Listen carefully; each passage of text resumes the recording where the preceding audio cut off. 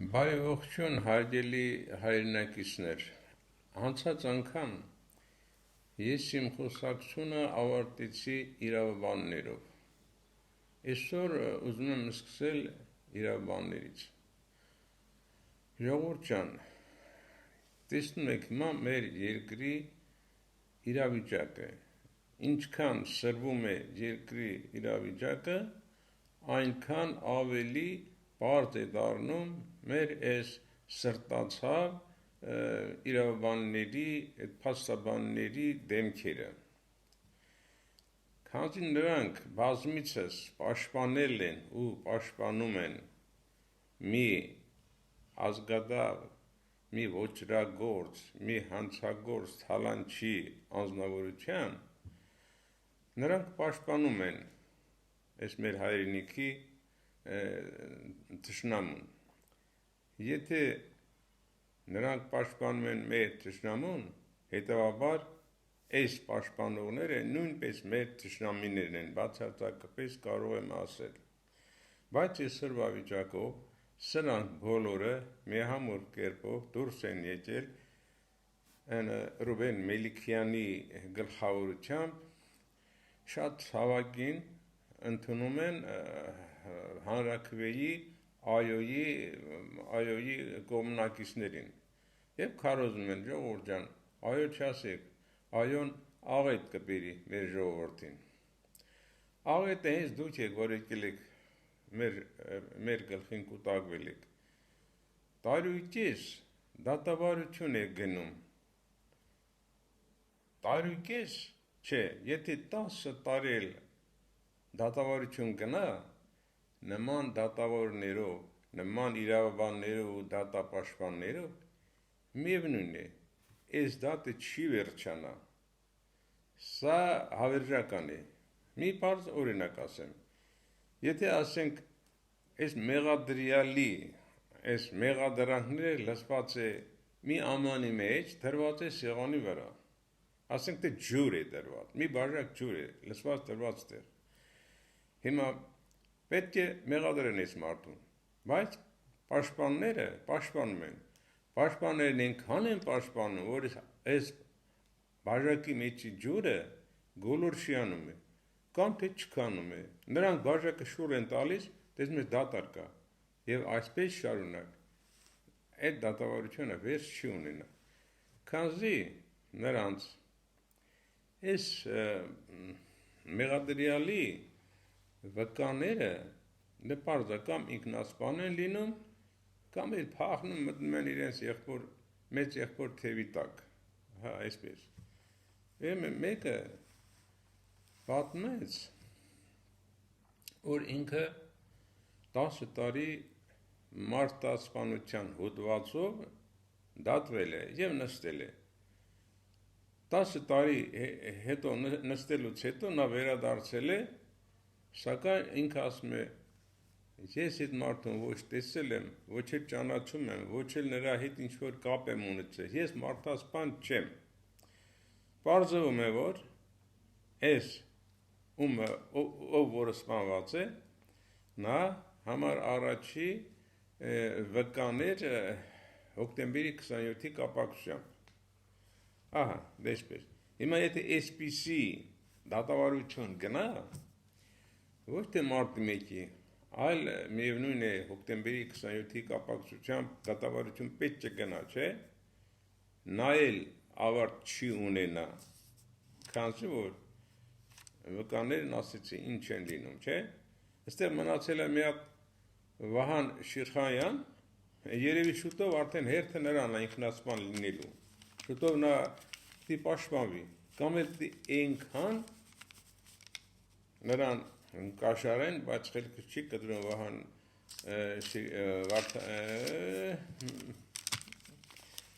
ինչ է ասեցի Վահան Շիրխանյանը, Վահան Շիրխանյանը, որ ինչ-որ գայթակղվի դրանց տված կաշառներով։ Ուրեմն մնում է կամ կհեռացնեն հայրենիքից, կամ ինքնասպան կլինի։ Լավ, այս էլ էսպես։ Հիմա ես այս իրավաբաններին ինչպես եմ որակում։ Եթե դուք ասեցի, չէ, եթե դուք մեր թշնամուն պաշտպանում եք, իմ թշնամին իմ բարեկամն է, իմ թշնամու բարեկամը իմ թշնամին է, դա ասված խոսք է, էլի։ Հետո ժողովուրդ ջան, այս մեր երկրի վիճակը հիմա քաոսային է, նմանվում է ինչպես խաղողից գինի են ստանում, խաղողը տրորում, լցնում են բոչկաների մեջ, էլի, տակար չասեմ։ Այս պրոցեսը, այս եղանակը, գուցե մեր Երևան քաղաքի երիտասարդ մասն հնարավոր է չիմանա։ Տրորում են լավ, լցնում են բոչկայի մեջ, սա սկսում է եռալ, եռում է որոշ ժամանակից հետո, այս եռվածքը նստում է, այն երեսի փլուշ բանը հեռացնում է, գինին բարձրանում է վերին, կազմում է վերին շերտը, իսկ նստվածքը դա արդեն նստում է տակը բնականաբար։ Գինին վերցնում են, հեռացնում են, մարդիկ խմում են անուշ լինի, դա այս վերին շերտը, այս գինին, դա ազնիվ մարդկային համակարգներ, մարդկային շերտներ, իսկ նստվածքը դրանք արդեն իրավաբաններն էին, փաստաբանները, դատապաշտպաններն ու դատավորները, դրանք են, դրանք ինչ ենք անում, դե լցենք ուր լցնենք, եթե մենք քաղաքում մուսրամանի մեջ չի կարելի լցնել, հնարավոր շատ հարմար կլինի լցնենք զուգարանի անցքը, թող այդպես գնա, տարբեր տեղերից գալիս են, կուտակում են մի տեղ, էլի, այդ աղբերը կուտակում են մի տեղ, այդ է դրանց տեղը, հիմա, բայց մի բան էլ ասեմ, դրանց մեջ կա մեկը, որ հնարավոր է այդ վիճակից էլ ընդեղ դրանց բանը, բջիջը, այնքան զգայուն, այնքան կայուն դիմացկուն է, հնարավոր է, որ նորից ծիլ տա, ծլի էլի, ծլի նորից դառնա նույն մարդը, օրինակ Գուրգեն Եղիազարյանը, դրան ինչ է պետք անել, դրան ժողովուրդ ջան, պետք է մեծ փոս փորենք առանցին, էքսկավատորով, տակը մի քիչ աղբ լցնենք, սրա ձեռքերը ոտերը կապենք, գցենք ստեղ, հետո մի բետոնամեշալ կա, 10 կուբամետր, բետոն շաղախը լցնենք վրան, որպեսզի ծիլ չտա, այ անշնորհք մարդ, դու նորից սկսել ես հաչալ, հեռացեք, չես ամաչում քո տարիքից, քո սպիտակ մազերից,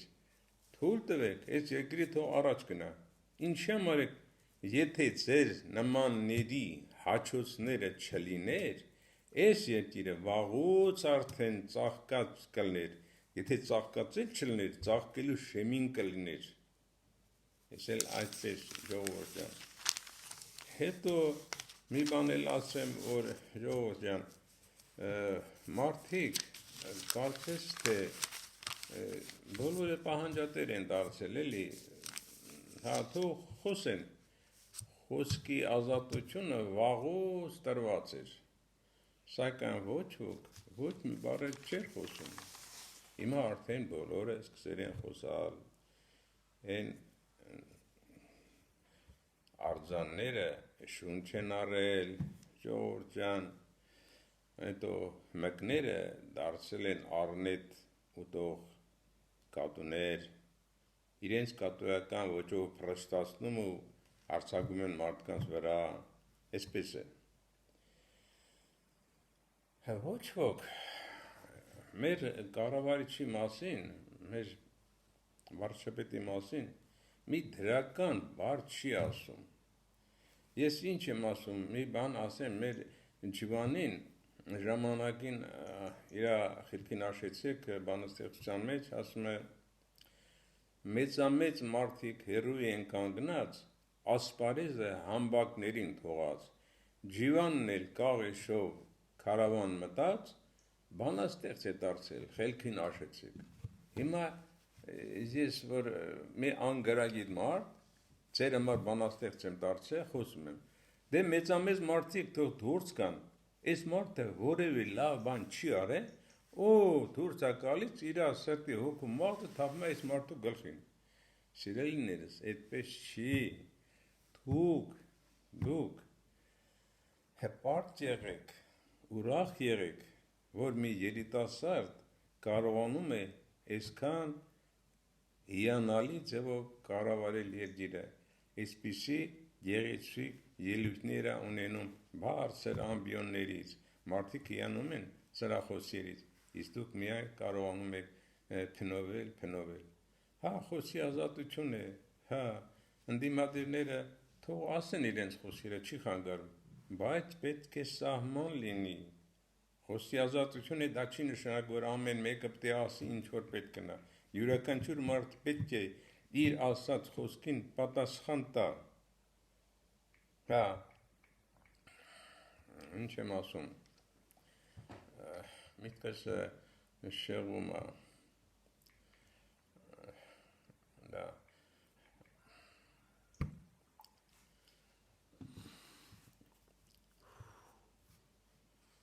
շեղվեցի էլի,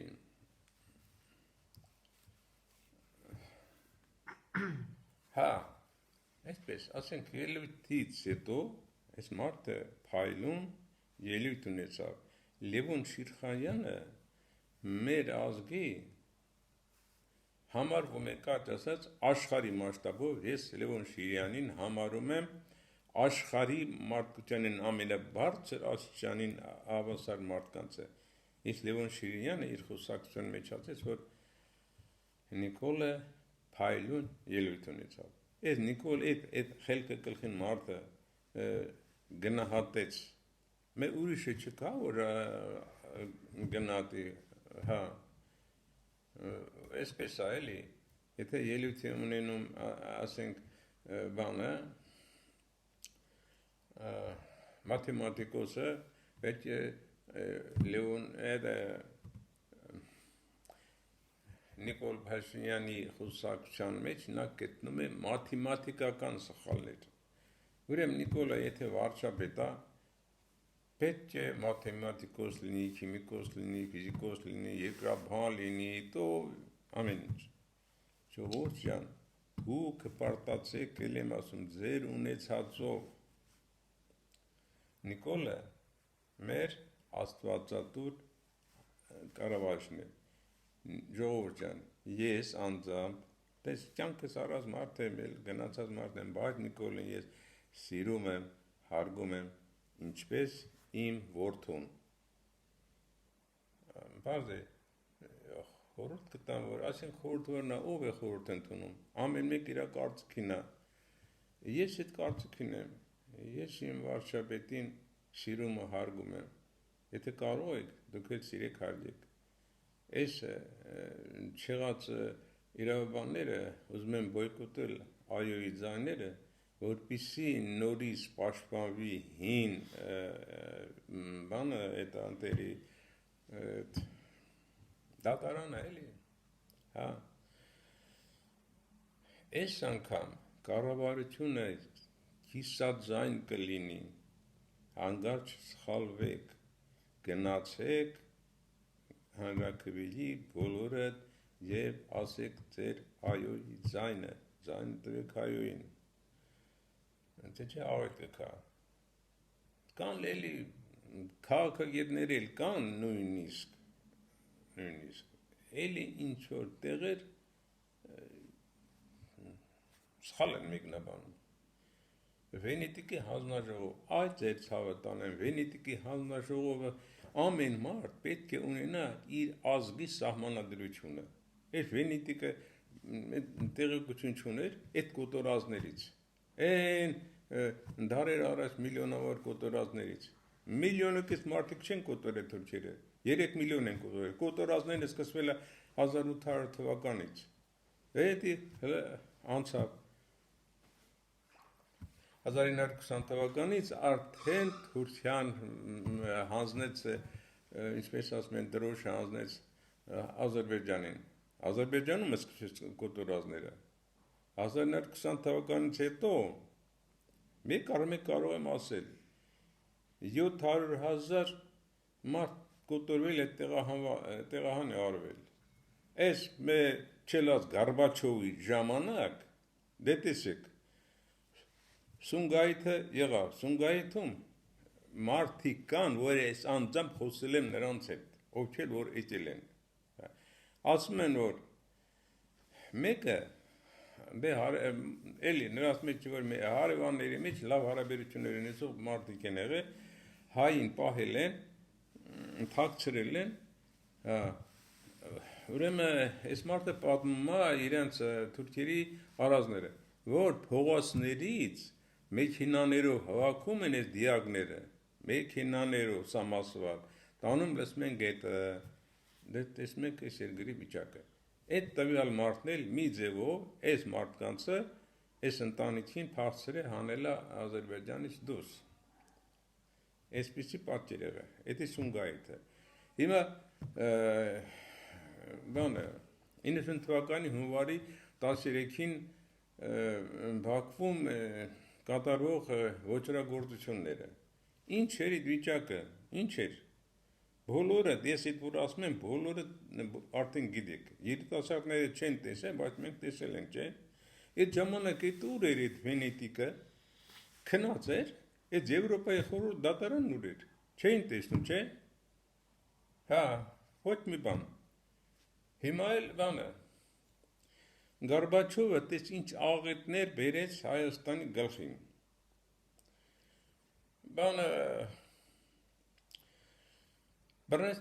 տրակացրեց միջազգային ինչ-որ համաձայնություն ա եղել, որպեսզի միջուկային փորձարկումներ կատարեն։ Դե Ռուսաստանում տեղ չկար, էլի փոքր Ռուսաստանն է, ինչ է որ ազգաբնակչությունը խիտ, այնտեղ որտե տարածքներ, փոքր տարածք էլի։ Մեր լայնածավալ հայրենիքում բերեց, դրեց, տրակացրեց, դա ընդամենը 56,000 մարդ կոտորվան, ինչ էր, հայ ազգությունը միլիարդավոր բնակչություն ունի, 56,000 ինչ է հայության համար, թող կոտորվեն էլի։ Իսկ ուր էր այս Վենետիկը, գոյություն չուներ, չէ՞։ Հիմա էլ մի ուրիշ աղետ է գալիս գլխներիս։ Քոչարյանին պաշտպանում են, ո՞վ է պաշտպանում։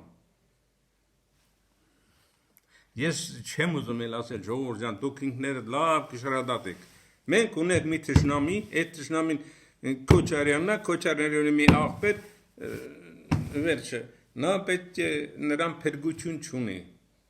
Նա արդեն ծով ընկած խեղդվում եւ ձեռը գցել է փրփուրներից։ Նա չգիտի որ միևնույն սուզվելու է ջրի հատակը եւ այդ փրփուրները էլ հետն է տանելու։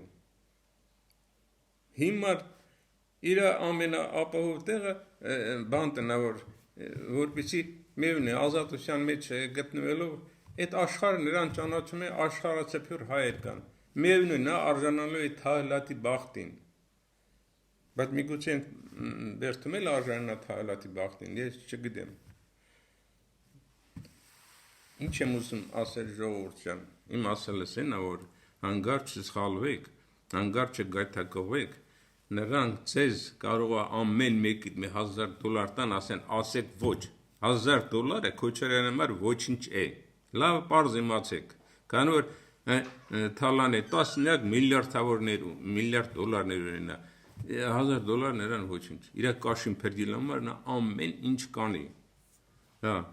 խնդրում եմ ձեզ, որ բոլորդ մեր ազգի արժանապատվությունը պաշտպանելու համար ասեք այո,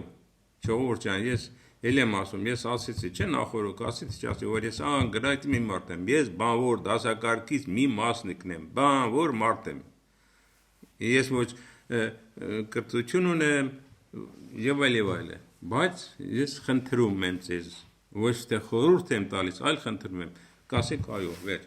ես այսօր ավարտում եմ, մնացեք խաղաղության, ձեր ցավը տանեմ։